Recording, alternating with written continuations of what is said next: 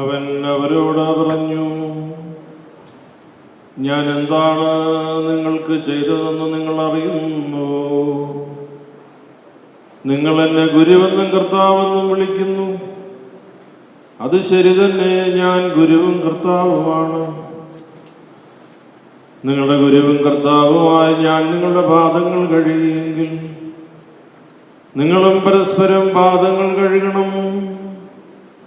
എന്തെന്നാൽ ഞാൻ നിങ്ങൾക്ക് ചെയ്തതുപോലെ നിങ്ങളും ചെയ്യേണ്ടതിന് ഞാൻ നിങ്ങൾക്കൊരു മാതൃക നൽകിയിരിക്കുന്നു.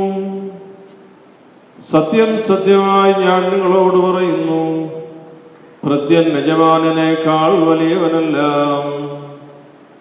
അയക്കപ്പെട്ടവൻ അയച്ചവനേക്കാളും വലിയവനല്ല.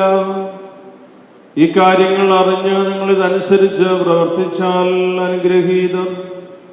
നിങ്ങളെല്ലാവരെയും കുറിച്ചല്ല ഞാനിത് പറയുന്നത്. ഞാൻ തിരഞ്ഞെടുത്തവരെ എനിക്കറിയാം. എൻ്റെ അപ്പം ഭക്ഷിക്കുന്നവൻ എനിക്കെതിരെ കുതികാലുയർത്തി എന്ന തിരുവെഴുത്ത് പൂർത്തിയാകേണ്ടിയിരിക്കുന്നു.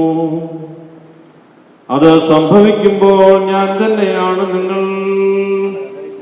ഞാൻ തന്നെയെന്ന് നിങ്ങൾ വിശ്വസിക്കേണ്ടതിനാണ്. സംഭവിക്കുന്നതിന് മുൻപ് തന്നെ ഞാൻ നിങ്ങളോട് പറയുന്നത്. കർത്താവിന് ആരാധനയുണ്ടായിരിക്കട്ടെ.